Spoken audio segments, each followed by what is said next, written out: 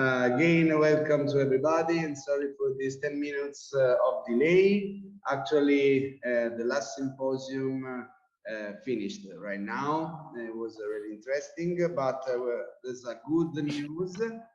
No, it's also bad news. This is the last symposium, virtual symposium for these 9 editions of the International Conference on Community Psychology. And this is the sad news. The good news is that since we have any other symposium after this, we could take some minutes more, possibly, to share questions or to discuss a little.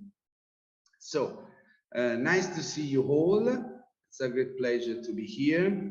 And for this last session entitled Models and Theories of Community Psychology, as it happened in the last symposium, it's a great pleasure to be here also because you are coming from all over the world. So we have usually more continents, different times. So we appreciate a lot your effort.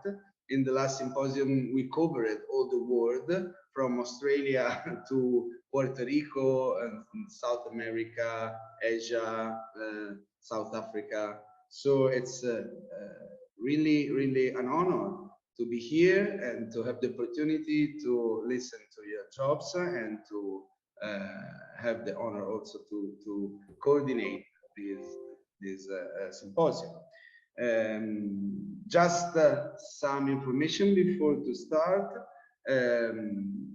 Since we are in a virtual environment, of course, we are not going to be able to hug each other or to have a physical contact, but there's also some good opportunities, such as to use the chat for sharing questions also during the talks.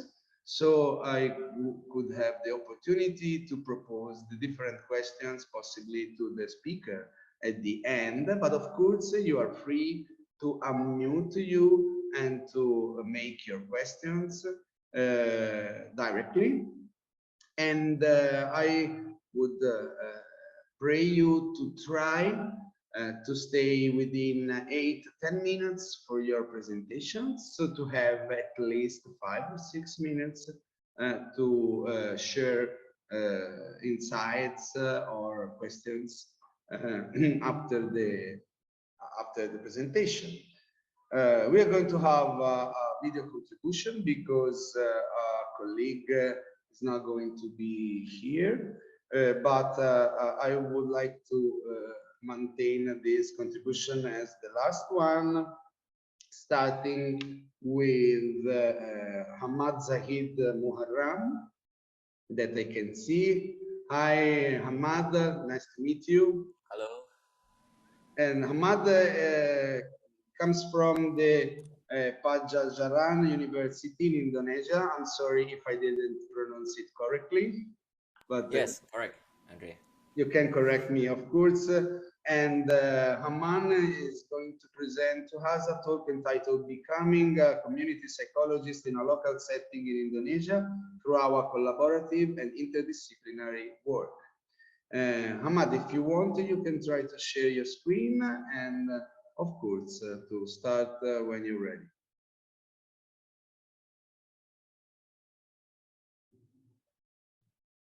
Okay, yes, we can see it perfectly. When you want. Okay, thank you. Okay, I will start. Good afternoon, everyone. Good night from Indonesia. It's 8 p.m. in here. Good to see you. First of all, I'd like to thank all of you for coming here today. Let me introduce myself first. My name is HAMMAD ZAHID MUHARRAM. You can call me Zahid. I am from Indonesia, Faculty of Psychology, Padjadjaran University. I'm delighted to be here today to tell you about my paper, and definitely my experience about becoming a community psychologist in a local setting in Indonesia through a collaborative and interdisciplinary work. This presentation consists of 3 sections. First, I will start by talking about culture in Indonesia and the development of psychology in Indonesia.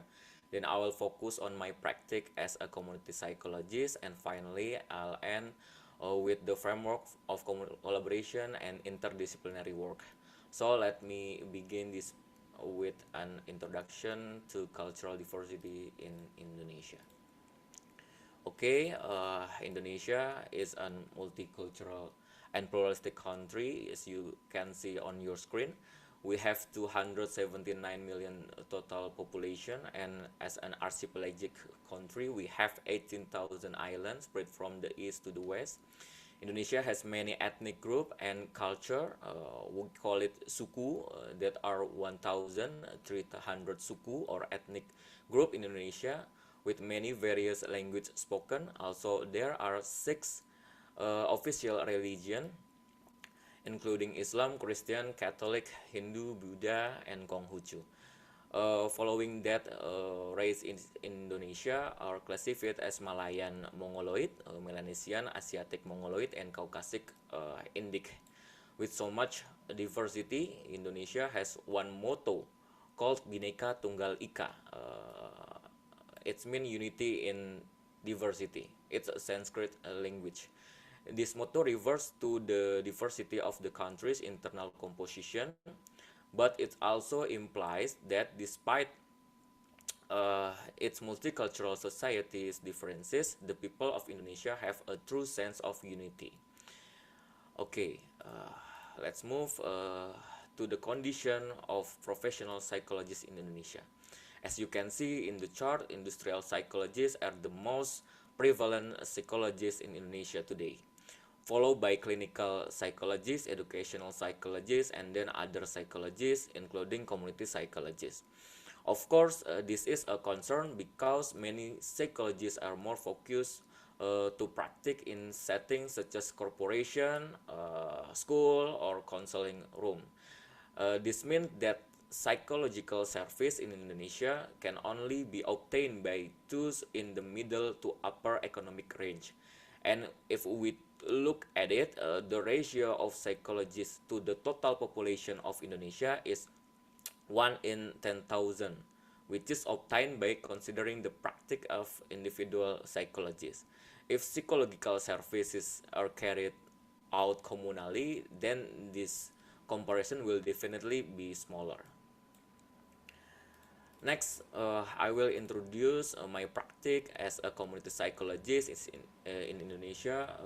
The images on the screen show my work in Indonesia. On the left, I work in the Kampung Kota area of Jakarta, a community affected by eviction due to the abuse of power. In there, I do community development and support people in regaining their right to their housing. Then to the right, I also practice in communities affected by the tsunami disaster in Banten, where I provide psychological first aid and psychosocial support to help people to resilient, recover more quickly, and avoid serious mental health disorder. Then next to it, it's an activity what I did with the Manglayang Forest Community in Bandung, who's living in very close to the forest. We make a rain festival to bring the community closer to the nature. The last one on the right is an exhibition I did in a gallery in Bandung to raise awareness about climate change. And if you look at the practice that I do, everything is different. So this practice usually require collaboration with many people and discipline. Okay, in this section, I present a diagram illustrating how community psychology collaborates with other discipline. The blue section represent the position of a community psychologist in a project to enhance the community. In the case of disaster, community psychologists play a role behind medical personnel and clinical psychologists. This is because a community psychologist work to ensure that intervention provided by medical personnel such as doctor, nurse, and clinical psychology can be applied continuously in the community. Then in the second community, the eviction affected community, psychologist is emphasized in collaboration with architect, urban planner, and legal worker. Because only community psychologists have direct contact with the community and have the capacity to aspire to the needs of the community. Community psychologists serve as a bridge for other disciplines to apply their practice.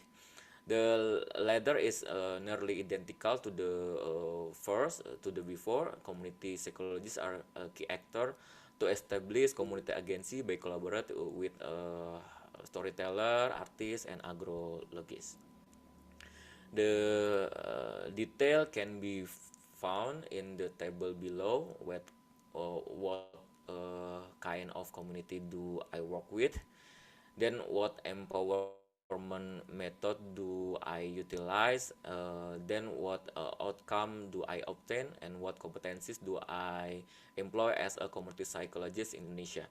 I almost entirely use a participatory approach in the empowerment method because the community is primary actor in the program success. The intervention carried out must also be oriented toward meeting the needs of the community. Thus, the social change that we implement are bottom up. We anticipate not only physical outcomes but also psychological ones. In the case of disaster affected community, for example, we are attempting to achieve is a resilient in survivor, followed by emotional stability and community welfare.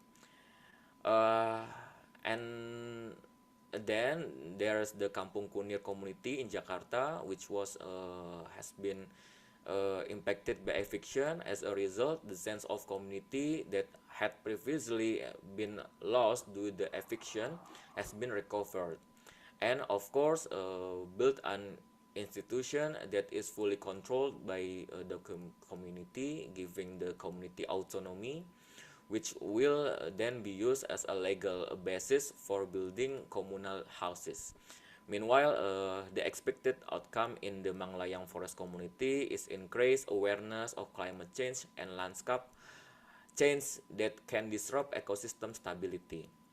We also created physical knowledge in the form of book and photographs, which were then displayed in the gallery in order to reach a wider audience in Bandung.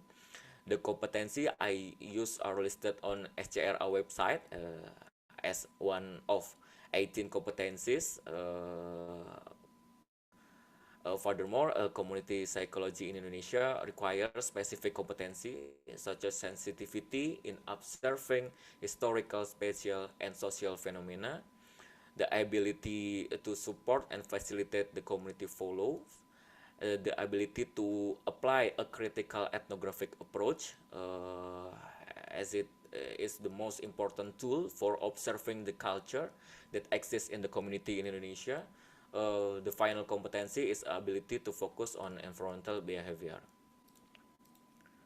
And finally, here is a picture of the Kunir community affected by the eviction, which is I mentioned earlier.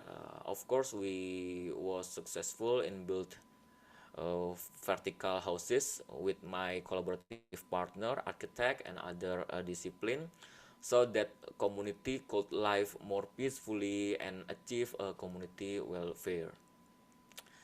Uh, so that all I want to say about my experience. In conclusion, the process of analyzing and discussing to the fundamental ideas that guided the collaboration and its impact generates in a better understanding of interdisciplinary methods for action, capacity building, and encouraging innovation in practice and policy. Despite the challenge of interdisciplinary collaboration, the potential benefit and impact of such initiative indicate their relevance as a comprehensive strategy for addressing complex community problems. And thank you so much for listening to my presentation. This is my contact. Please contact me via email if you have any question or would like to collaborate further. I'm sorry because I can't directly answer the question after this because I have to leave. I'm sorry everyone. Please write a question into the chat box. I will respond via chat. But if you can, if you will, you can also contact me via email. Thank you very much. Good evening, everyone. Thank you, Zahid. Thank you for your presentation, interesting presentation. And actually, we are really in line with the timetable we have. So we will try to propose some questions to you by mail or by chat. Thank you again. Very interesting. The challenges of having so much culture, so many cultures, so many religions, and maybe to transform this richness. And Daniel in the previous symposium actually underlined more or less the same challenge to transform this factor not in a barrier, but in a potential for transformative learning, for instance. But you were present in the last symposium, so probably you appreciated the presentation of Daniel. Okay, we can go on trying to be in time. It's not going to be possible, I think, but it's not a problem anymore since this is the last symposium. The next speaker should be ISOTTA McFadden, that together with Maria del Mar Delgado and Roberta Cocchioni from the Universidad de Cordoba in Spain is going to present a talk entitled Bottom-up Co-Design Process as a Transformation Tool, Building the Community Cultural Adapted Concept of Well-being. Are you here, Isotta? Yeah, I can see you. Yes, I'm here. Thank you. I can share the screen. Yes, please. Nice to meet you. And Nice. yes, we can. Oh, perfect. We can see your PowerPoint now. And now the presentation. Perfect. So please, you have more or less 8 to 9 minutes, even 10 if you want. You can start when you want. Okay, good afternoon, everyone. It's a real pleasure to have shared during this day this important space of discussion and reflection. I've been very interested and I found lots of point of connection, even in different content. This is very interesting and stimulating and inspiring also with the last presentation of the colleagues. I will shortly describe the work carried out in the INABIT project coordinated by the University of Cordoba in Spain, focusing on the importance of basing researches on the citizen science inclusion mechanism and stressing the attention on the value of co-design indicator to assess the impact on health and well-being involving the community. Why INABIT? INABIT is a project that tries to find an answer to 2 urgent global matters among different ones, for increasing of vulnerability, but also on the climate change. Exploring new possible urban models, especially from a small and medium city size perspective for the challenge, but also the opportunity of this specific context. The whole reflection will underline the relevance of 3 main concepts, that is the context, the actors like the community, and derived by these 2 main concept, the cultural adaptation. The context for the specific needs and opportunity of each specific place of intervention and research, the actors for the specific knowledge that enrich the understanding of the whole investigation intervention process, and the cultural adaptation, a cultural adaptation that have to start from the theoretical frameworks to methodological and assessment tool. INABIT is a multidisciplinary Horizon 2020 project. We are in the middle of this path, and the consortium is a multidisciplinary group of 21 partners from 7 European countries.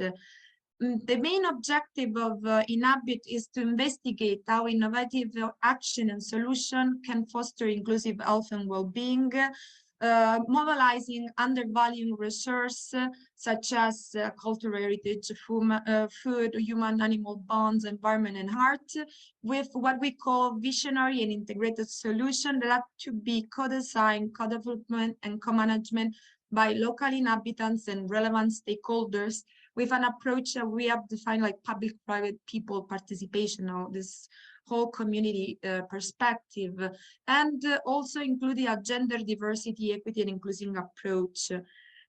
In this sense, a more specific objectives are to engage an INAB, our lab of social innovative solution and action, taking into account people, private and public, to make to create safer, more accessible, and more inclusive urban spaces, trying to mobilize the undervalued resource.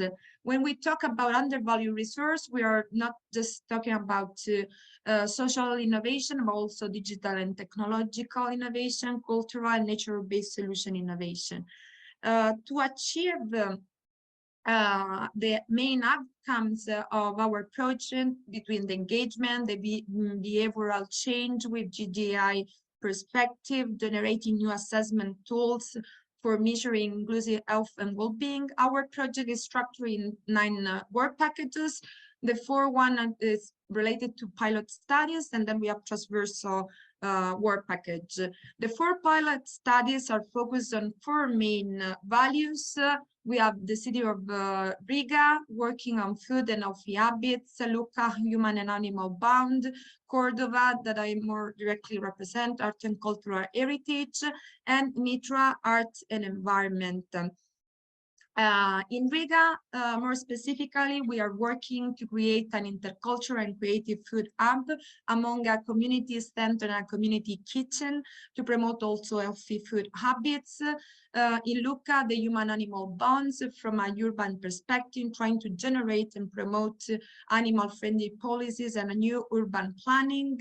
And in Mitra, reversible, multifunctional open source with the creation of a corridor in connection with a community center for migrants. In Cordoba, we are working on generating sustainable and green spaces in the city, but more over in a vulnerable neighborhood that is Las Palmeras, that I described shortly in the next slide, investigating and exploring the role of culture and heritage, and specifically the role of the patio as a sustainable and green socio-ecological system. I already mentioned one of the aim in Cordoba is to generate healthy, inclusive well-being, but also in this Las Palmeras neighborhood, but also creating a connection and a cohesion with an integration perspective connecting to the Cordoba city.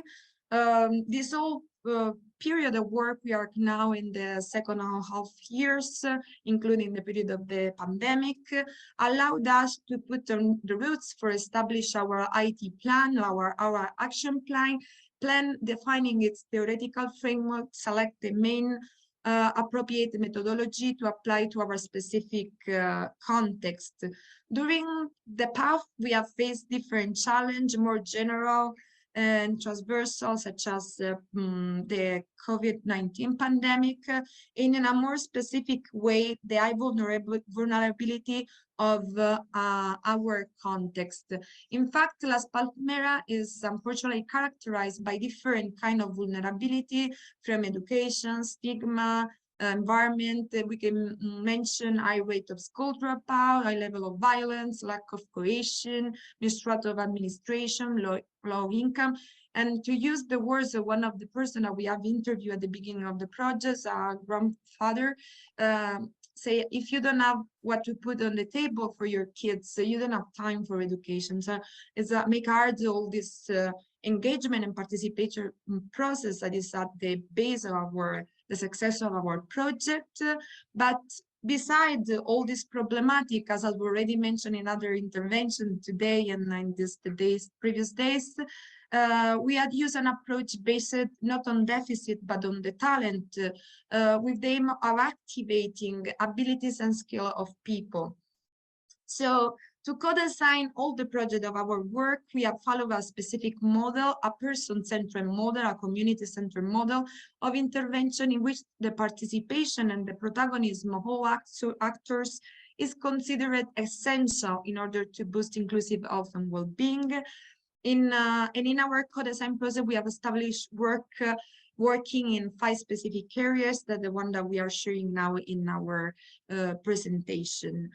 The first step of our intervention has been the engagement process, and due to our specific need, the engagement process has been all counting 3 different specific levels to reflect the 3 specific needs of our research. From a side, the neighbors of Las Palmeras, the entities from the neighbors, and also entities from the city level. We also build this in this first period an engagement methodology process to achieve our action plan, that is start from the participation, generating empowerment on participation skill in neighbors, but also in the association and institution that collaborate with us. Sorry. In order to co-design and co-deploy our action to create real transformation in the neighborhood, in order to, in a cyclic way, generate and stimulate more engagement. This process has been run in parallel with the co-design of indicator that has followed a citizen science inclusion mechanism, integrating a top-down and a bottom-up perspective. With this work, we have to generate a own definition of inclusive health and well-being as a co-created common pool of resource that takes into account the needs of, especially of groups at risk of discrimination and exclusion, with this inclusive perspective, in order to address 3 main dimensions that are the mental health, the socioeconomic well-being, and the healthy lifestyle. No? So we have selected this top-down process after a review of validated scale measuring subjective well-being and health, and a consultation of city partners, different dimension connected to specific indicators. For the bottom-up, to integrate this process with the bottom-up process has been achieved in order to engage all groups working on in-depth diagnostic of comprehension and complexity of Las Palmeras, of our neighborhood, with a process that allows us to enrich the definition of well-being from the specific perspective of a vulnerable context. What is well-being? What is health for our community of reference? So working very hard on the understanding of the context of a step that I like to define like the listening step. You know, when you enter, you listen what the community and the context has to tell and define what is the community, what is the actor that have been to be involved, and also what is the previous social history of this community and the structural powers of this group. With this work, we have been able to enrich the sub-indicators with 9 specific sub-indicator dimension, with the collaboration of interview and also focus group with 26 local stakeholders involved in our process. And we have run the result of this work have been to one of the first results is the celebration of our official launch of the NABA. You can see have been a very successful event. And as I see that I've been a bit running out of time, we have been able to work after all this work on creating synergy, on empowering and facilitating synergy between the city, mapping what are the resources and its human and social capital, I'll bring to the creation of our action plan and also to establish the prioritization of work, like in this case, due to our specific condition, we have to focus our attention to our, at the beginning, to social innovation, more than art solution. So building trust, creating capacity, and developing safe space of interaction, also generate our own tools of intervention to co-design our process. Also has been very important to define an horizontal process of co-management of our solution, in which the team of the project is just a mediator between the different groups involved, and also the creation of spaces, physical spaces of trust, of safety, to can actually put in action our workshop, our plan.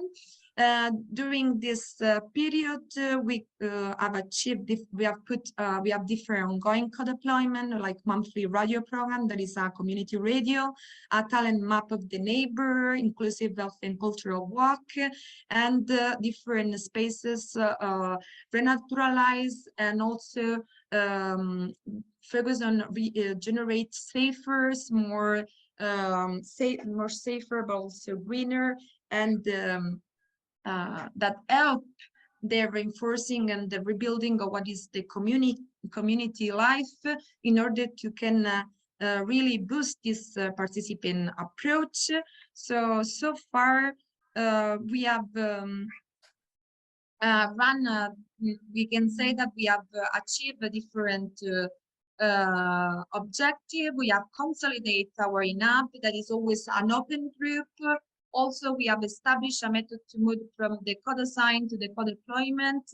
And we have the most important things that we have identified good practice on functional governance models, taking account with multi-level and multidimensional aspects, and also the need of a continuous updating and evolution. So we have to just want to show some images of our community work, and also we would like to end with the word of one of the main protagonists of our project, that are the neighbors. One of the neighbors, after a very deep work of renaturalization of a stream that is on the periphery of our neighborhood,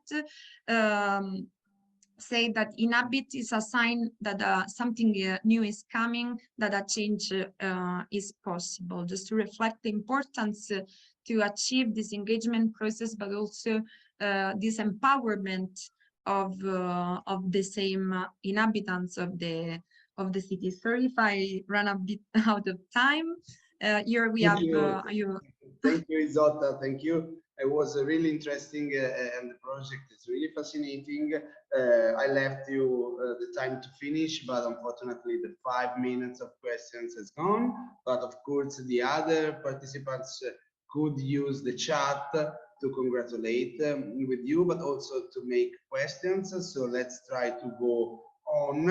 I would have 10,000 questions, of course, because the project is really impressive and ambitious. But I think that everyone from here could ask you for the update about the next also steps of the project, and good luck, first of all. So thank you again for your presentation, and I would like to ask to GHOUWA ISMAIL, that together with the NAIEMA TALIEP from the UNISA Institute for Social and Health Sciences from South Africa, to maybe how GHOUWA, I'm sorry if I'm not pronouncing your name correctly, please correct me. It's GHOUWA, but no problem, thank you. Thank you to you. And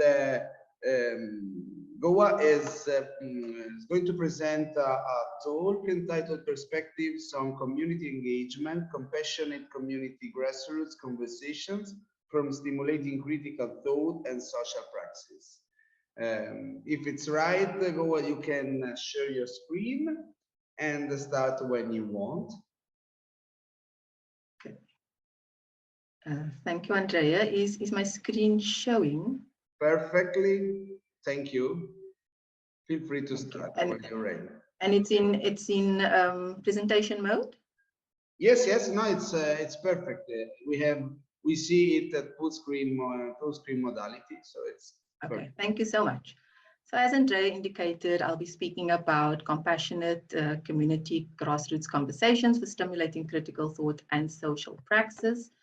This is just an overview of what the presentation is about. So let's just get started with the background of compassionate community grassroots conversations. So individual and community violence in South Africa have been long-standing and leading causes of ongoing social disruption, with high rates of violence common in communities that have been historically oppressed. Community involvement using grassroots community conversations have been utilized as a key strategy in prevention of social and health disparities in these historically marginalized and indigenous communities. And so the term community conversations is often used interchangeably with world cafes, youth cafes, or even community cafes. And these are structured, wide-ranging conversations that bring together a group of individuals to engage in meaningful conversation, exchange ideas, participate in knowledge production, and discuss solutions to multifaceted problems. So our study considers community conversations as a liberatory community engagement technique that recognizes issues of power and control and may be used to address the psychological and social damage caused by the apartheid legacy. So we use a compassionate community conversation series as a community engaged intervention strategy. And this serves as a platform for broad-based one-on-one information exchange in low-income disadvantaged communities, specifically within Cape Town and Johannesburg in South Africa. So the conversations focus on knowledge making and knowledge sharing and are facilitated by academics, individual community members, local stakeholders, groups, as well as experts from diverse fields, which are identified by key stakeholders in the respective communities. So in our study in particular, we utilize community conversations, as I said, as a participatory engagement platform to promote dialogue, advocate social justice and agency, a community voice, and critical affective engagement. So we use the approach of the conversations as an act of epistemic justice and disobedience to overturn and challenge epistemic violence and affirm community actors as meaning-making agents. So for the broader study, the aims are to co-share and exchange information and knowledge products within the communities in which we work, to raise critical consciousness and mobilize citizenship as well as agency, and also to co-select topics or issues that are pertinent to local psychosocial challenges using local social actors as facilitators and speakers. So our grassroots conversations are guided by 7 principles, and these are as espoused by Brown and Isaac, and these principles are also key themes in emancipatory social justice work and considered an important platform for conversations in a community where people's voice and agency have historically been suppressed. The small group discussion structure stimulates and reinforces idea sharing, problem-solving capacities, and relationship building and strengthening.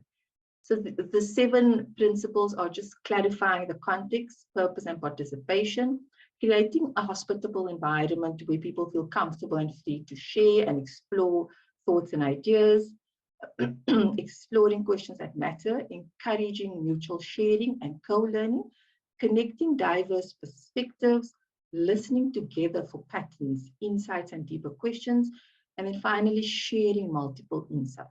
And so for this presentation, we as academics, researchers, facilitators, and community members reflect on these grassroots community conversations, its implementation, and the process, and how these conversations and dialogues stimulate and promote critical thought and social justice. So as we interrogated the data, we recognized that 4 recurring emerging narratives. And these were community conversations as engagement, community conversations as affective engagement, as liberatory praxis, and also as resisting the coloniality of knowledge.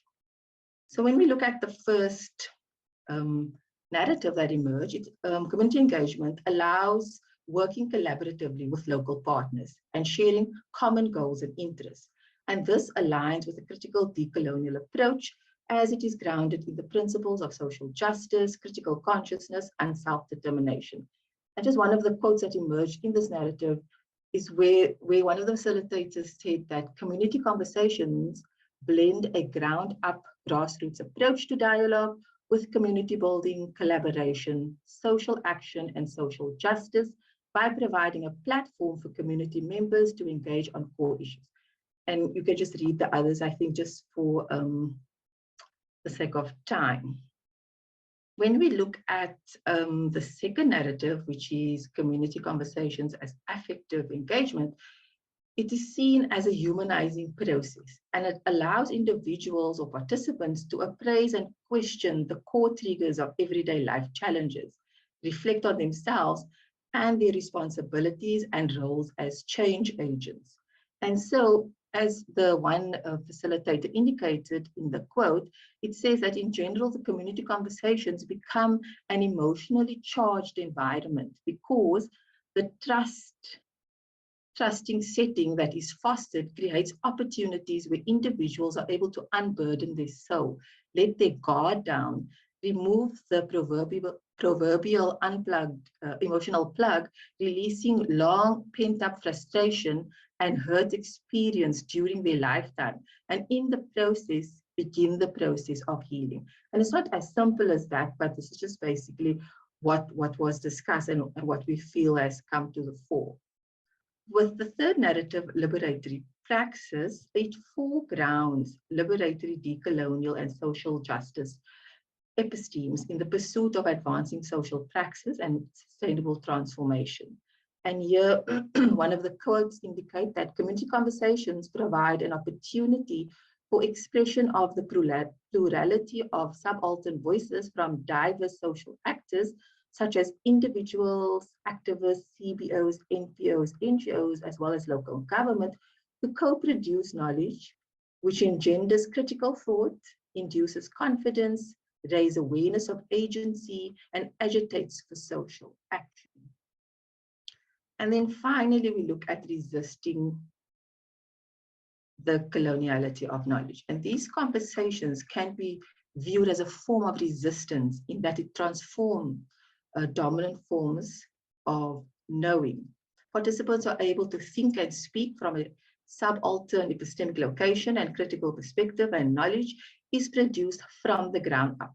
So the quote says, they foreground community voices, challenge the status quo, interactively make manifest hegemonic structures through verbal interrogations of the realities and everyday struggles, thereby countering the coloniality of knowledge production and the superiority of particular knowledges. And one must bear in mind, though, that these four narratives do not work independently. They actually work, they're dependent on each other. So there's a golden thread that actually goes through the various and join these various narratives. So the reflections illustrate how community conversations as a participatory engagement intervention promotes dialogue that advocates aspects of social justice, agency, giving participants voice, and critical affective engagement. Just to look at some of the tensions underlying this work. So cultural differences and power dynamics are always at play in these conversations or when you're doing community work. And these tensions need to consistently or constantly be managed throughout the process. When looking at these participants that come from disadvantaged communities, it's not unreasonable for them to expect incentives for their attendance and participation. And this is not always possible due to a lack of funding in the project, for example, or funds not being available. Then also operational factors. Individuals in these communities have to deal with competing priorities of work, of household chores, of caring for their family, and so many other things. And so will not prioritize, for example, attending a conversation over higher order necessities in their lives.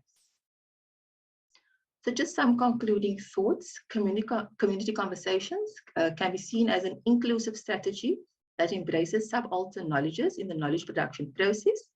And these principles of community conversations are viewed as key themes in emancipatory social justice work. Thank you so much. Thank you, GHOUWA. Very nice and inspiring presentation.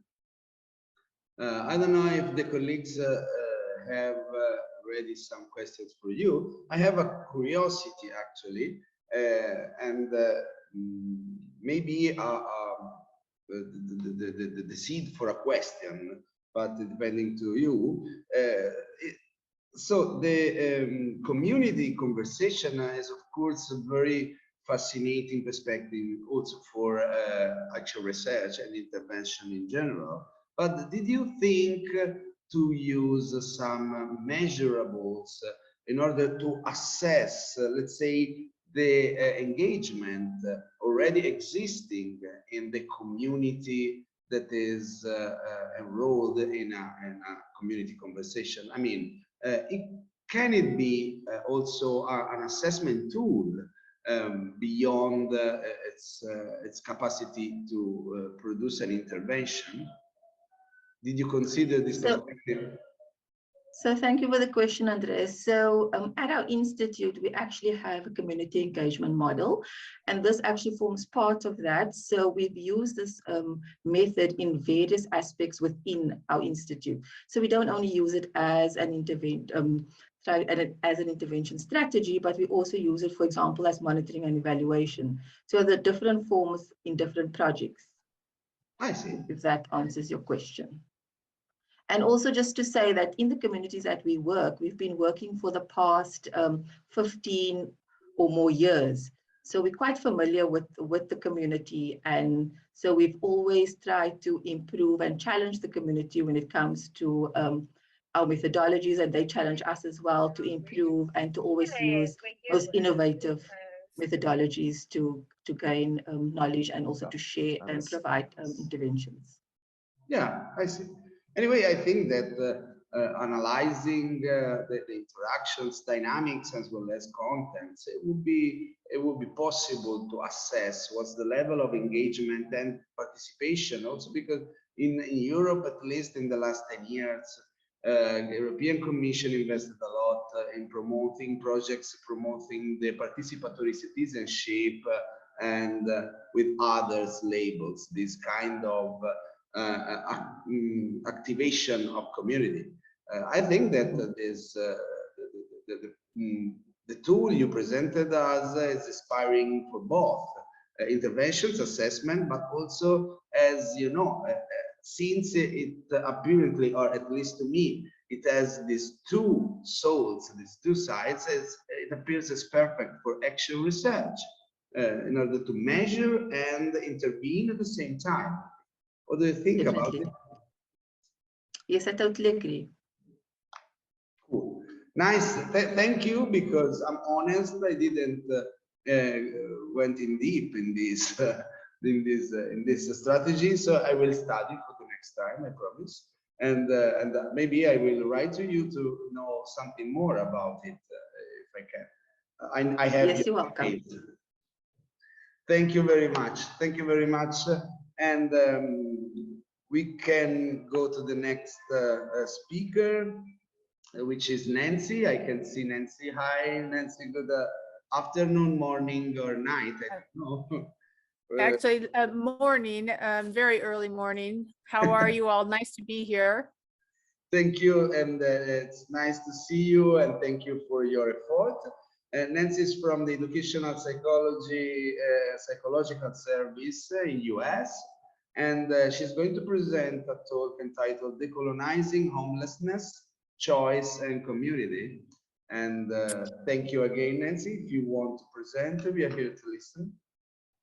Wonderful. I'm going to blame all my technical difficulties on the fact that I've been recently hacked. So you'll have to bear with me a little bit as I get my platforms. So let's see if I can do this. Hold on. Can I do this? Oh, let's see. Hold on. Wait a second. Oopsie, I did the wrong thing, Yes, guys. it seems to work perfectly. We can see the PowerPoint. You can see it. Yeah, Okay. you Okay, can super. start from the beginning. Perfect. Here we Okay, are. thank you so much. Thanks. So can you still see it? Or you can see everything, or yeah, it doesn't, you can see the whole thing. Okay, no worries. So it's so nice to be here with No, you. okay, actually, Yeah. it was better before because now we see, yeah, your. How about that? Is that better? Yes, the other was better, to be honest, because Okay, now let's see the if I can. writing is really small. Let's see. Hold on, guys. I'm going to stop sharing. Excuse me. Hold on. Okay. And then it just 1 second. You know what I think? Hold on. I'm gonna do something else real quick, if I may.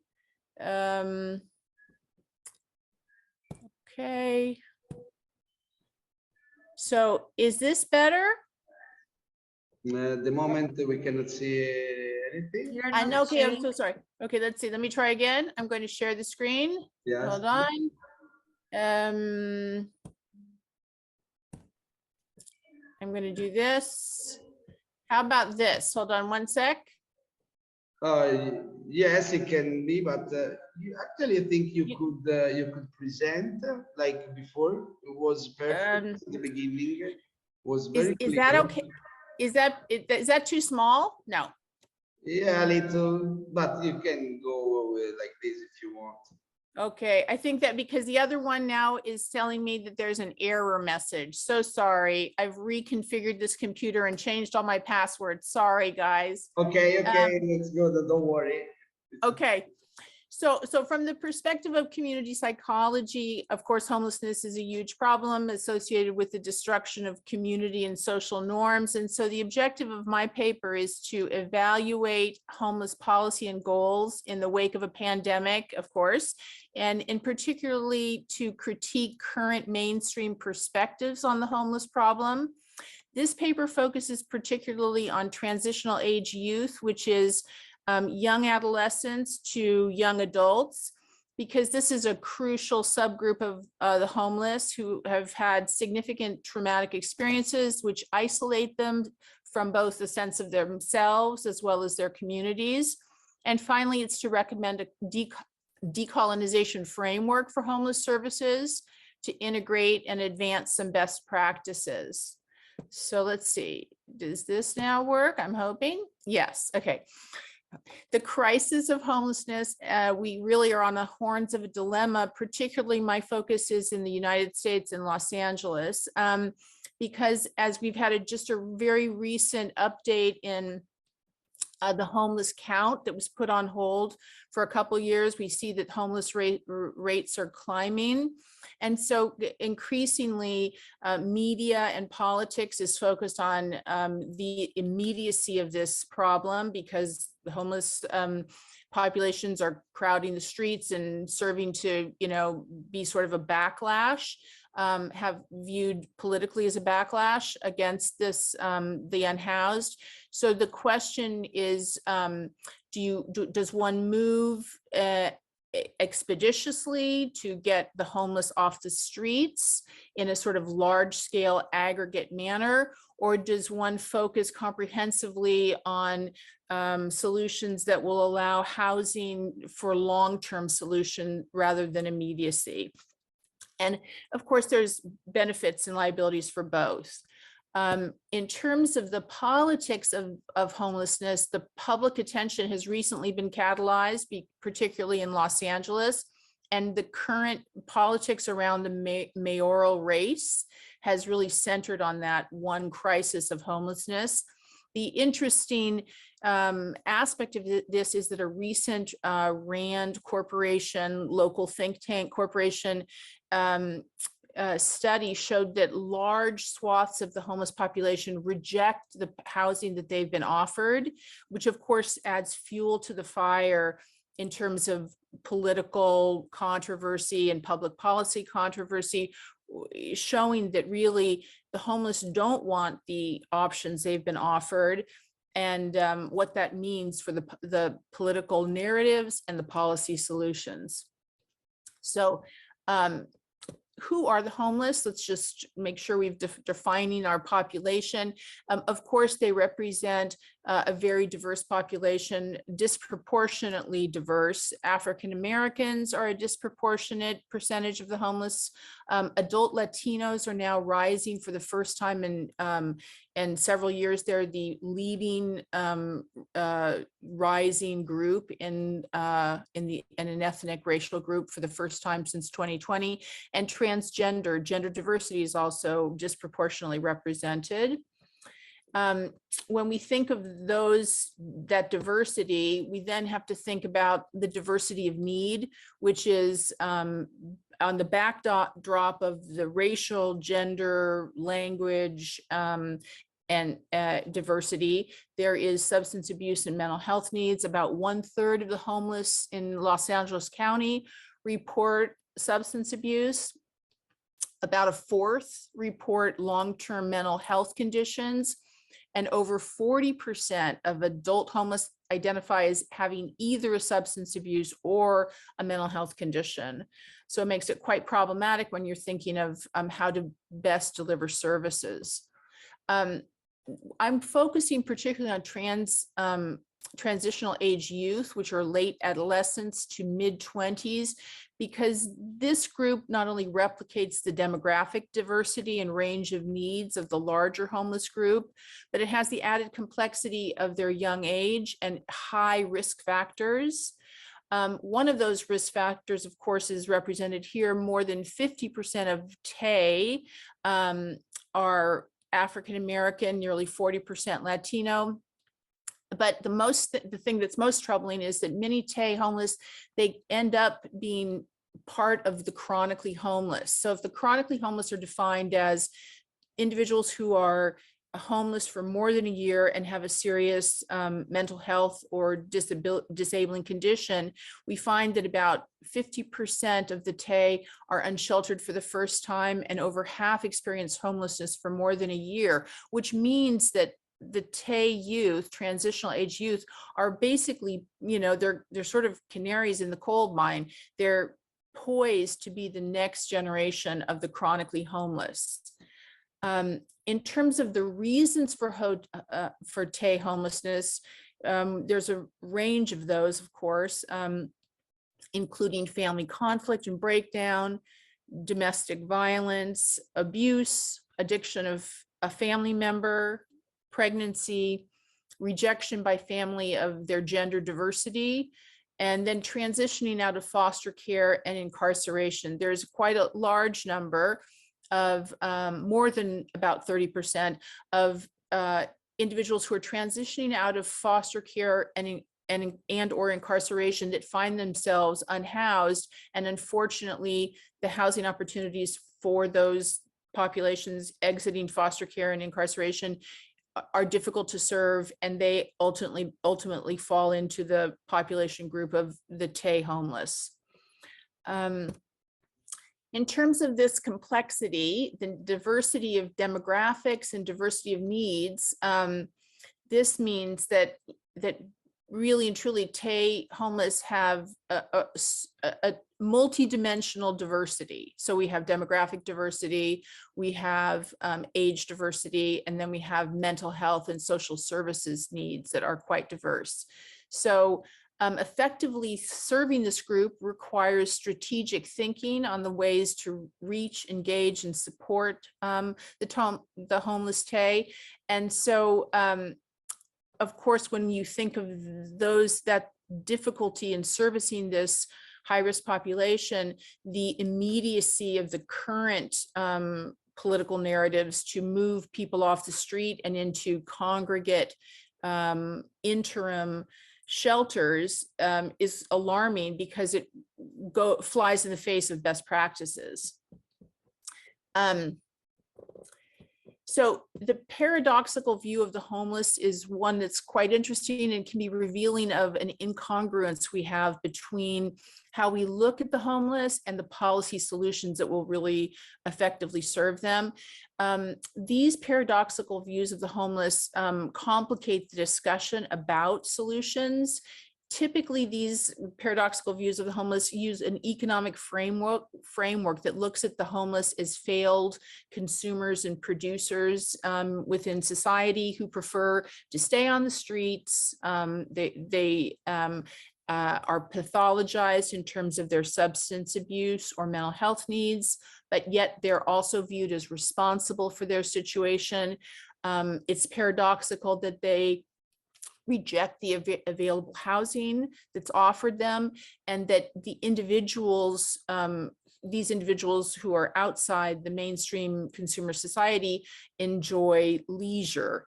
So these sort of paradoxical views of the homeless can be both a frustration in terms of a coherent discussion about how to really serve the homeless and how we should view policies that would really alleviate in a comprehensive manner the homeless crisis. When we look at the TAY community, focusing on the TAY community of homeless is because it's one of the most problematic subgroups of the homeless population, typically because they fall out of housing. It's difficult oftentimes to access that group because they are, of course, avoidant of adult authority, cynical of institutional overreach and outreach. And so they, even if they are housed and offered services, they can easily fall out of those services. So focusing on how to service TAY youth that are homeless as this crucial subgroup can be a model for how we service and do outreach and best practices for less risk-oriented subgroups. In other words, if you can get homeless policy and services in an effective manner, shifting TAY homeless and so that they are more continuously housed and offered mental health services and social services support that actually permanently enhance their living conditions and life and health and well-being, then that is a significant success, because it's sort of the hardest nut to crack, if you will. The TAY homeless are disengaged from family, social and community affiliations at this formative time of their life. And so they have both internalizing mental health needs as well as external needs. The best practices, just really quick before I finish up, is culturally competent therapeutic care, which acknowledges race, ethnicity, and gender differences and places it within a framework of therapeutic interaction. And the modalities that are part of the best practices sort of toolkit to deal with TAY homeless as they're offered permanent supportive housing is modalities that seek to grow their self-regulatory skills and coping skills while they gain internal equilibrium so they can choose a community of affiliation. Of course, the choice of community is difficult for TAY youth because they have been exited from previous communities of affiliation. So growing their internal capacity to self-regulate and cope so that they can reestablish their ability for personal agency is key.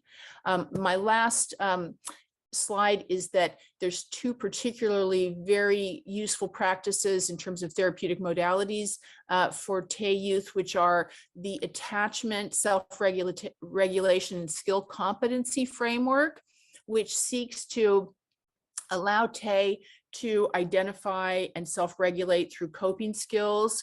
And this framework is very useful because it allows everyone dealing with the TAY youth to become trained in how to attach themselves to the youth, offering opportunities for engagement. And then the other modality also that is focused on self-regulation and emotional stability is dialectical behavioral therapy, again, seeking an internal equilibrium and self-regulation so that there is possibility of agency and choice. And that is my presentation. And I will now stop sharing, I think, if I can. Any questions? Thank you, Nancy. Yeah, if there is any question, the colleague can, of course, thank you. with these few minutes. We have no symposium after, so we can exploit this time, a few minutes. Actually, you know, all around the world, people think that California is one of the most advanced places existing on the earth. This is honestly what we think. But my question is, what about the attempt to engage a community for this kind of issue? You know, like ISOTTA maybe was drawn before in a bottom-up process. Of course, not as the only solution, but as just another tool of intervention. Are there some projects in this way? What's the state of the art in your country? So yes, there's many projects in that regard, and there are many outreach groups, local groups. One of the problems is they tend to be, even though their efforts are very similar to what was being described by the top-up, bottom-down approach, and a community collaboration, developing community engagement. They can be thought of sometimes as piecemeal. There's not a systematic integration of those efforts, and that is quite problematic. But it does seem that there's going to be a shift, hopefully, at least in Los Angeles, given this upcoming very contested mayoral election. And yes, I think there does have to be continued local community agency groups that engage locally, individuals who've had the lived experience, of course, of homelessness, and use those individuals to sort of lead their efforts. I agree with that. I see. And just another curiosity, besides all the other things you mentioned, do you think that the social acceptance of homelessness can be considered as a problem? I mean, you know, probably you know that in Italy, homeless, of course, are present, like in all the other countries, more in big cities than in small cities. But in small cities, frequently, this phenomenon is less represented because people are not able to accept that. So it's also a sort of escaping strategy, escapism of small places they don't want to see them, not because they are dirty or dangerous, but because they are not able to accept morally that. While, for instance, London, it's a stereotype, of course, it's not true, but London is famous to be a city in Europe in which everything is possible, and between these possibilities, there is also to be an homeless without you know, attracting the attention of the others. So do you think that this cultural aspect can be considered also a problem, or a not promoting factor for social actions to support them?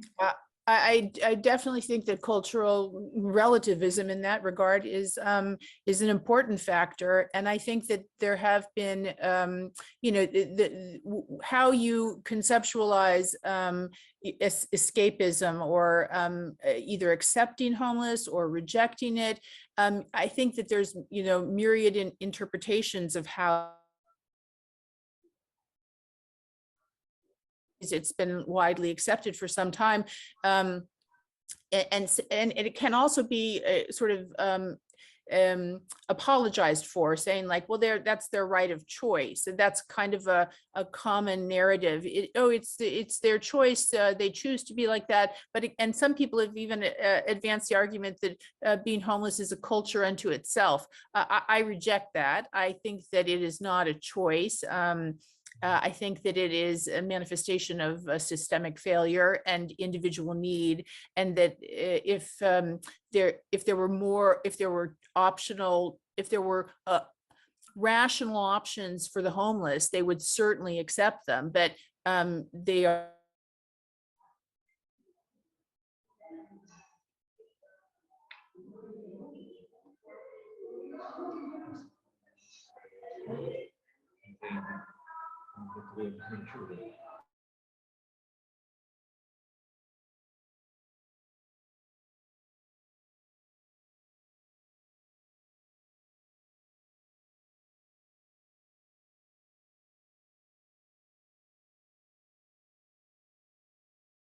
hear you, so something is happening on the other side.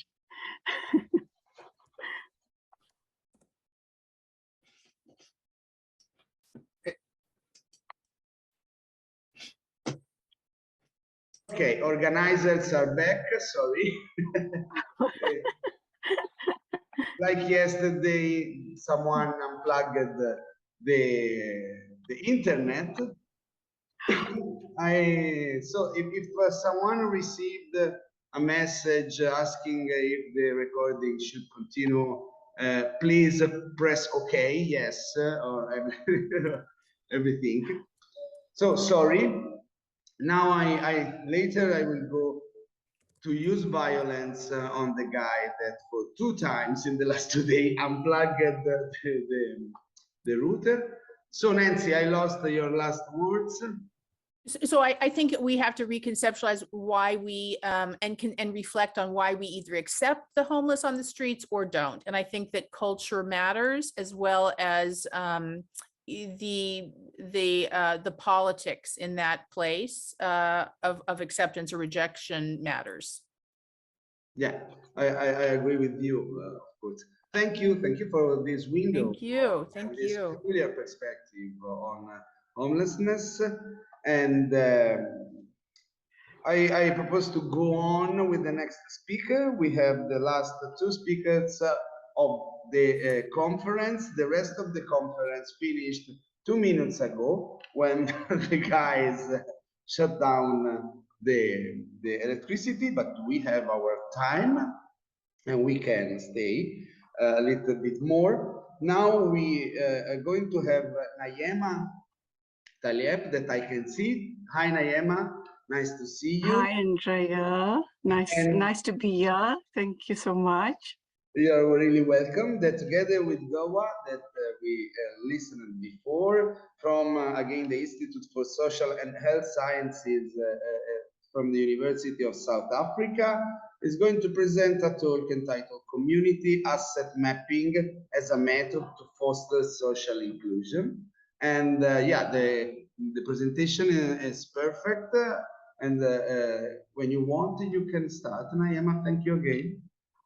All right, thank you so much, Andrea. And thank you for allowing me to close the conference. No pressure on me. So as you've indicated, I'll be looking at community asset mapping as a method to foster social inclusion. And I'm going to use a case study to reflect on this methodology. Oh, let me just get to the second slide. Here we go. So just as a background, social inclusion and its polar opposite, social exclusion, are complex phenomena.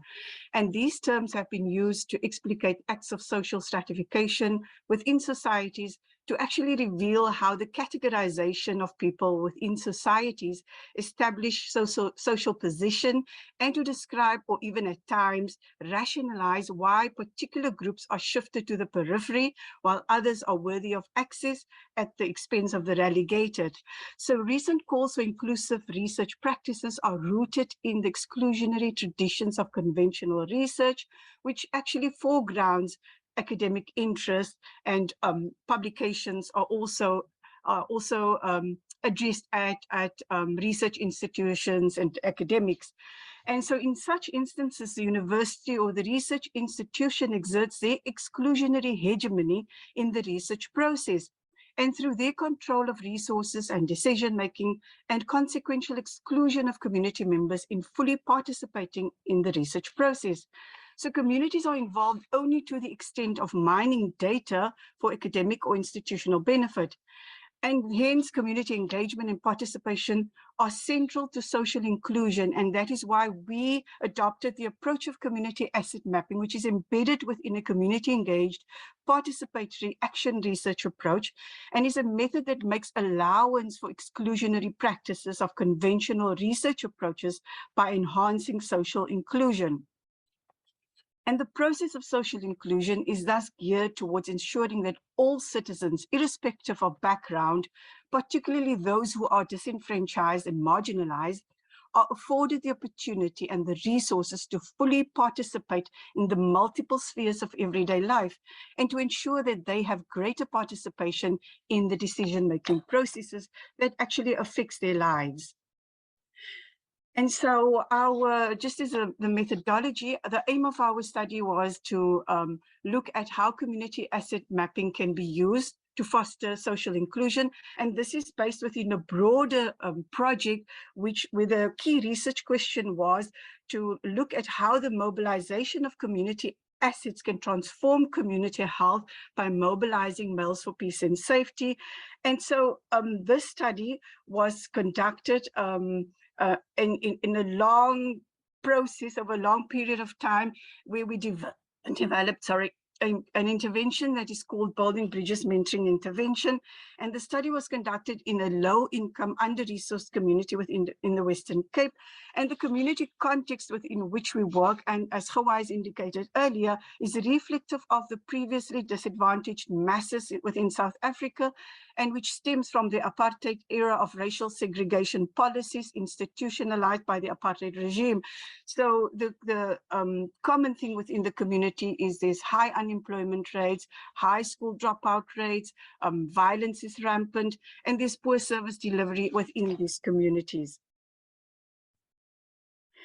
And just to give a background on what community engagement is, and I'm sure you all know what community engagement is, but just to say that community engagement is a participatory relationship building process where stakeholders and community members with common priorities collaborate to identify community needs, make collective decisions, and develop methods to address particular issues within the community.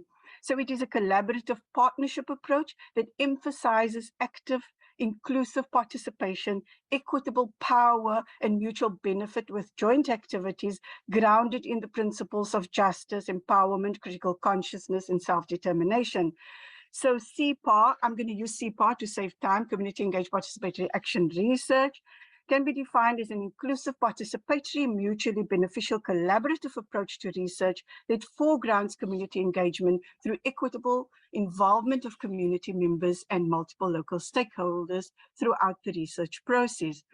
And CPAR can then be regarded as a Weltanschauung, I hope I'm saying it right, which reflects social inclusion as it embodies a set of values pertaining to the role of social science research in diminishing social injustice, embracing differences, and encouraging and including the community in social change efforts.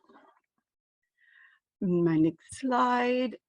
So just the connection between CPAR, CAM, and social inclusion. So social inclusion is linked to the right of individuals or groups to full participation, as I've indicated earlier, and social inclusion involves feeling recognized and valued and having individual and communal agency to decide on participation. So they are actively involved in decision-making processes and the elimination of structural and judgmental barriers to participation.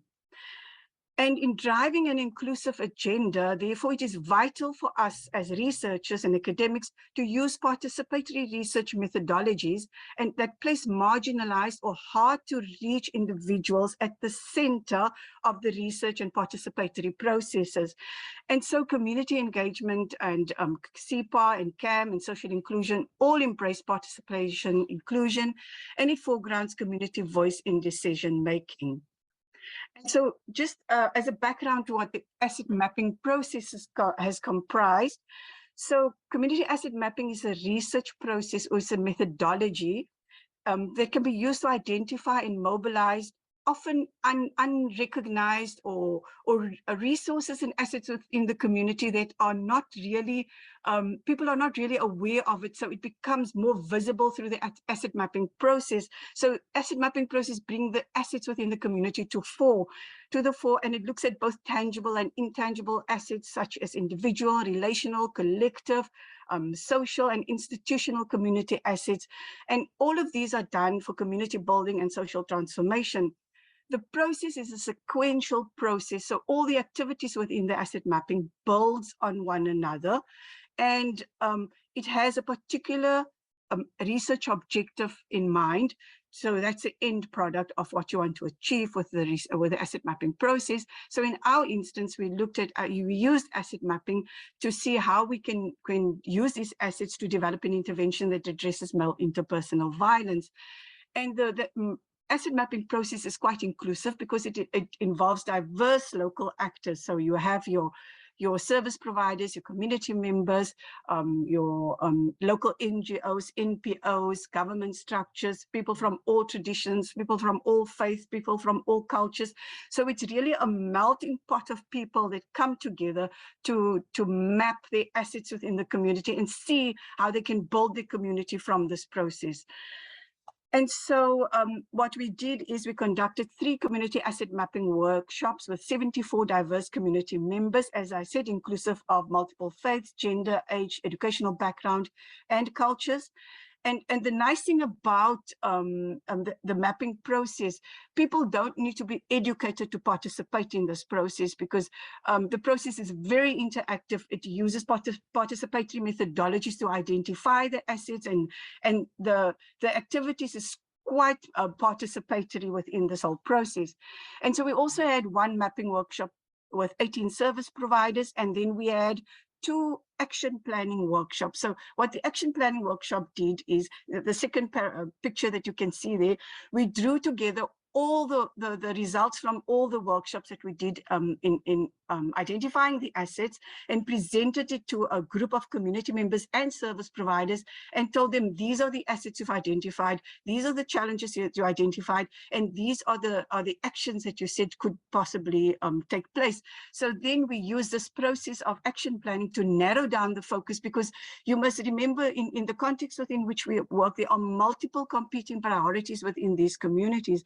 And it's very difficult to identify a particular focus area that the community wants us to focus on. And then they have all these issues that they want you to address. And we can only do this much. And also we are also guided by our staff and our imperatives within the university to how much we can do. And so all of this process then led to the collective and organic development of the Building Bridges Mentoring Intervention. I will, my reflection will focus on these themes that emerged from our reflections. Let me just take a sip of water, please. And so in the first theme that we've identified, so this theme looked at connecting community members and stakeholders with a common interest. So bringing all the people together.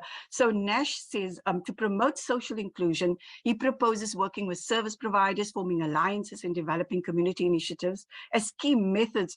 And so all of that then speaks to or resonates to CPAR and community asset mapping. So in community asset mapping, as well as in CPAR, community is a central point of convergence. So the community is a central point of focus.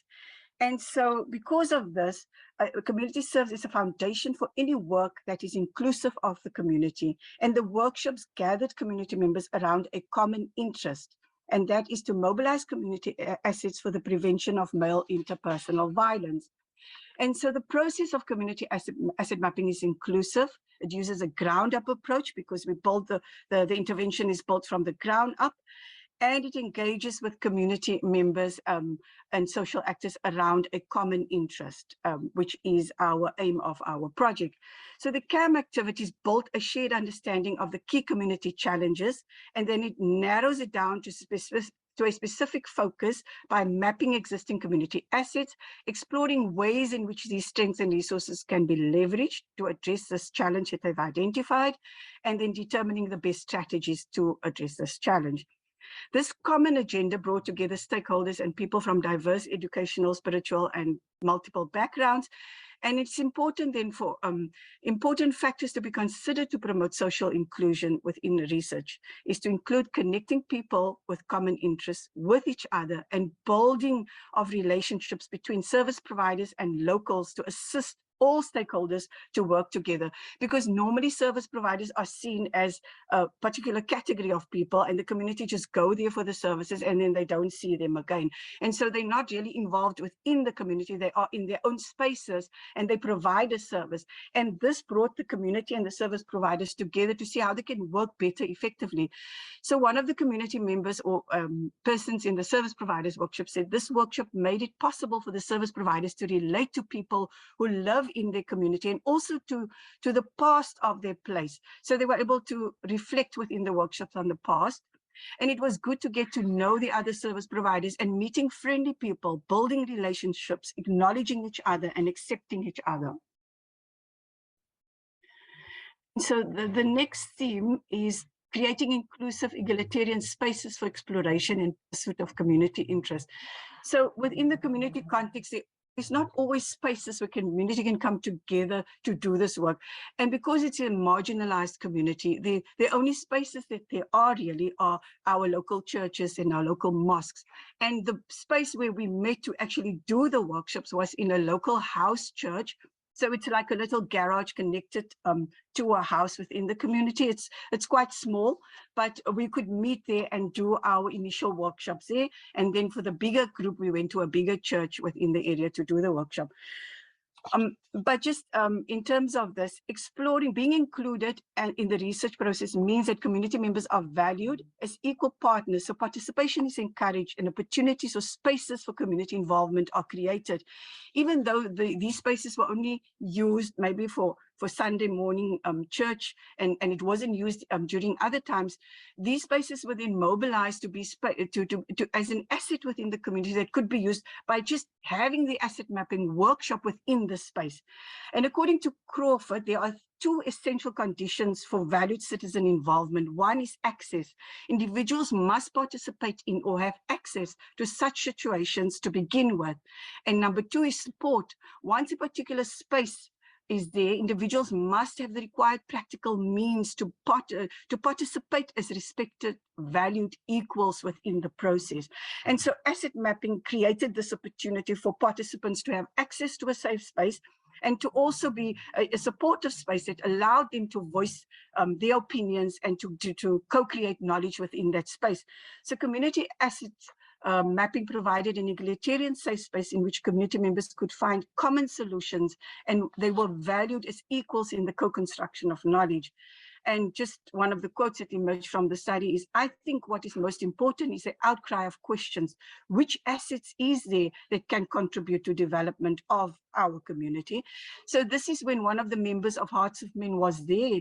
So one of the participants was an organization called Hearts of Men, and they worked with men. They were mobilizing positive forms of masculinity by working with young fathers who weren't involved with their children that they have fathered. And so Hearts of Men kind of worked with them to promote positive forms of masculinity. And so they were part of this process because all the organizations were invited. And it was through this that we found our intervention, because if it didn't come out at that point in time during the community asset mapping workshops, the intervention would never have happened. This was a reflection by one of our community research team members who were really part of the whole process of developing the intervention and are still part of the process of implementing this intervention that emerged. The third reflection is embracing an inclusive ethos by promoting active participation. So social inclusion mitigates the constraints to community participation. Community participation signifies both processes and activities that allow local individuals to be heard, to be part of the decision-making process and take action on issues that are relevant to them. So it speaks to social inclusion again. It is thus important to ensure that participation is not simply tokenistic, such as your helicopter research where people go in, mine the data and leave, but actually it has to be truly meaningful and effective. So tokenistic participation refers to instances where marginalized individuals have no choice but to accede to decision made from the top on their behalf, and where they are unable to affect the outcome of the challenges they encounter. So this is particularly true of conventional research approaches that I've alluded to earlier. And the community research team, for example, reflected in the diary, we had community asset mapping workshops in May. So the people participated and they could raise their opinions. So they were involved in the intervention. They helped with the workshops with the different religious leaders, service providers, and also the community showed this. And so people were very much involved within this whole process. And then just unsilencing and affirming subaltern repressive voices. And this young man that you see in the picture was part of the research team that from the community. And he really worked at the forefront of developing this intervention. He was very involved in all the phases, and he became part of our community research team. And he was one of the team members that was employed by our institution as community members who benefited financially from this project. And so he moved on currently is now working with a law firm, but he's been very instrumental in the changes that we've seen within the community.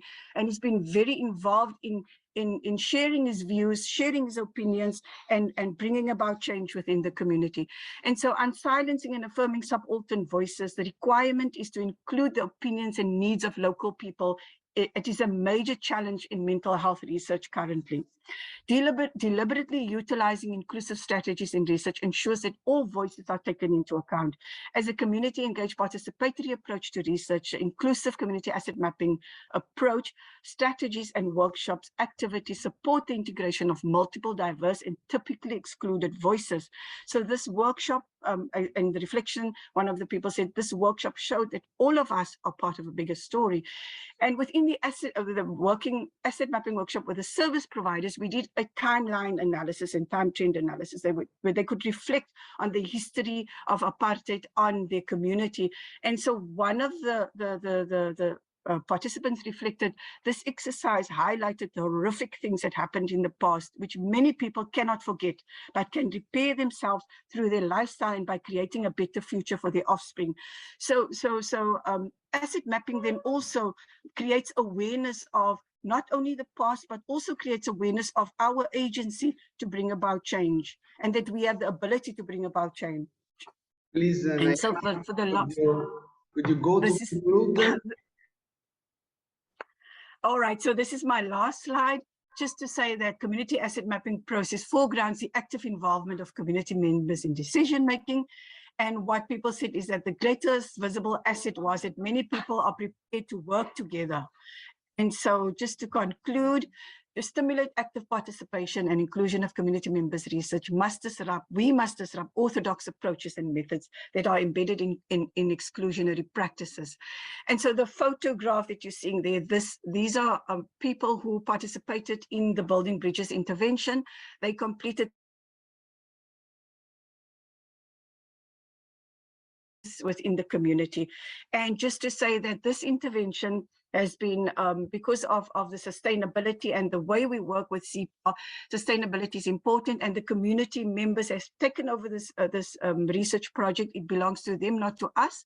We are there to make a change and not to take ownership of the things of the outcomes of the research process. Thank you. Sorry so much. Don't worry, NAIEMA. Actually, thank you for the very interesting presentation, and also for our colleague from Cordoba. These projects are really, really interesting, and it's a scene to stop the presentation of them.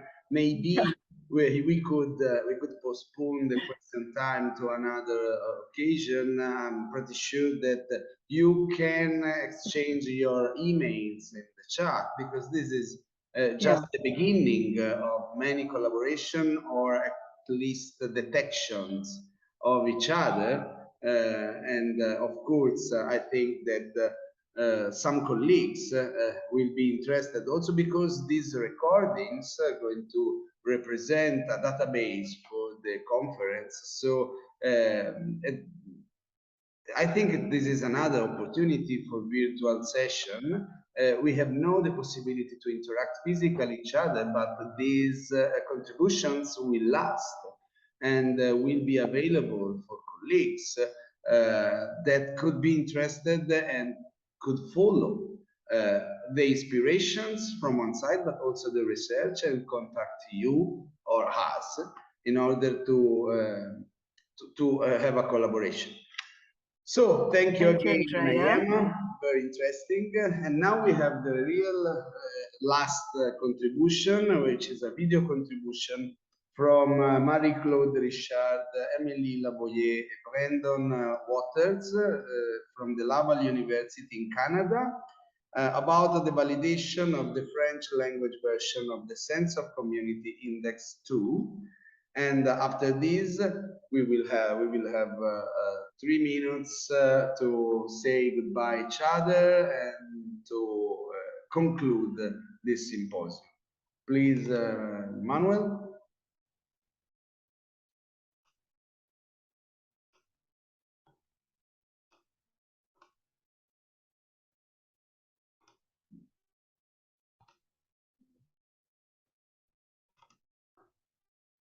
This presentation reports on a study to verify the psychometric qualities of the Sense of Community Index 2 revised with young people aged 18 to 30. My name is Marie-Claude Richard. I am professor in psychology at University Laval, a French-speaking university located in the province of Quebec, Canada. The research team also included EMELIE and BRENDON, both undergraduate in psychology at the time of the project.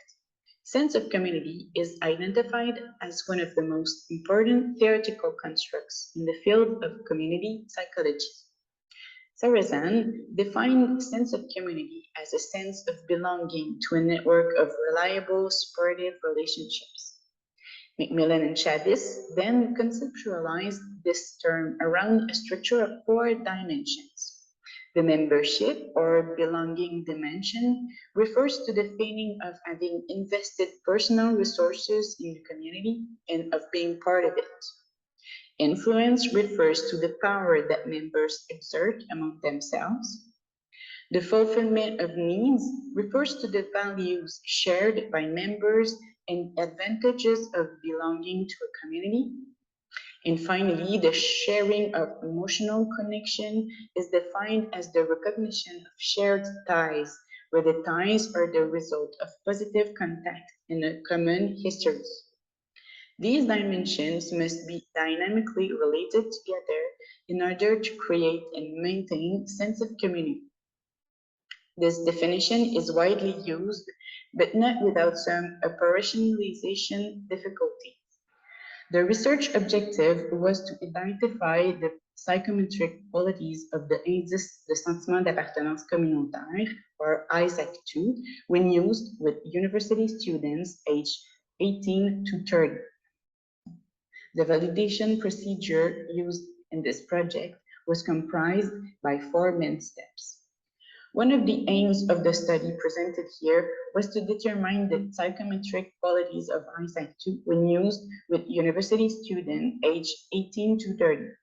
The main finding that can be drawn from the results is that the multidimensional structure is confirmed, but with dimensions that differ from the original instrument. The results suggest 4 dimensions. The first, commitment, refers to the experience of emotional commitment, to the meaning and belonging that a person experiences within a community. The second, sharing, is defined by the reciprocal relationships between community members. It refers to the person's intention to create and maintain links and their perception of their relationships with the member and the relationships between the members of the community. The third dimension, status, refers to the power dynamics between members, the person's perception of power and his or her influence over the community and its members. The fourth dimension, symbolic value, refers to the person's perception of the community's characteristics, namely its values, past experiences, and histories. The dimension interpretation proposed here is based on the hypothesis that the ingredients in sense of community, as reported by Macmillan and Shadis, are part of a multi-level ecological structure. Commitment reflects the personal experiences of a member in the community and is part of the ontosite system. The sharing dimension comprises the interactions between community members that characterize the microsystem. The status dimension reflects the concept of power and influence that are situated in the exosystem. The items in this dimension refer more to the hierarchical relationships between community members that can be associated with system level. That's very interesting. Results should be treated with caution. A factor analysis is not in itself sufficient justification to modify a theory.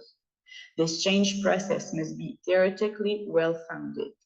Also, it is important to note that the results cannot be generalized to all the people in transition to adulthood, as the sample may be not representative of this population.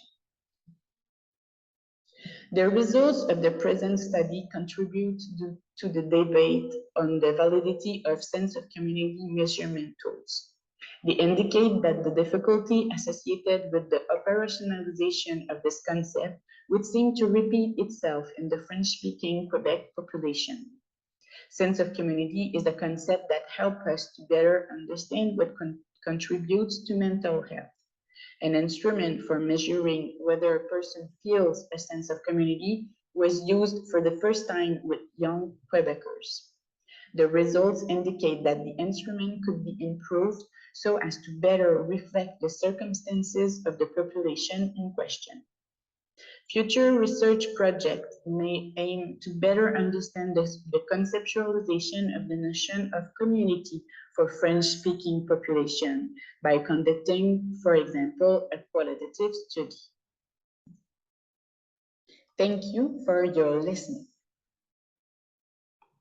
Okay, and here we are. Let me try to back also in video. Okay, actually I want to present you Manuel that supported me in this symposium. And what to say, actually it's quite an emotional moment for me because officially the conference finished with us, with our symposium. And it has been a real pleasure to have you, and really an experience because I think that's one of the first time, probably during pandemic, some of these events repeated in the past, but it was probably for my life is the first time that I have had the opportunity to interact with quite all the continents at the same time. So it's really fascinating and promising. I promise that the next time the session will be 2 hours instead of 1 hour and a half, because we actually, I feel that we lost a little the very interesting discussions that could arise from this connection of quite different perspectives, but one soul. The community psychology is our actually scaffolding, is our framework, and it allows for real very nice contamination, inspiring inspiration, sorry, and a lot of insights. I had really a lot of insights, but as chairman I should frequently shut up in order to make possible to respect the times and the time scheduling. So it was a real pleasure to have this experience with you. So thank you, GHOUWA, Nancy, NAIEMA, ISOTTA, and all the others, and of course Daniel, ZAHID, Laura, and all the others, and Amandeep. Thank you, Amandeep, again for yesterday. You saved us with the technical problem we had, and I hope to see you in the next opportunity very soon, and all the best for everything. So good morning, good evening, and good night. Now, this has become our final phrase because of your times. And see you. Nice to meet you. All the best. Thank you, Andrea. Thank you. Andrea. Thank Thank you. You did an amazing job, Andrea. Thank you. You Bye. did amazing. Grazie Good job. tanto. Bye. Prego, Renzi. Bye. Grazie, Ciao. grazie. Forza Napoli. Forza Napoli, sempre. Ciao.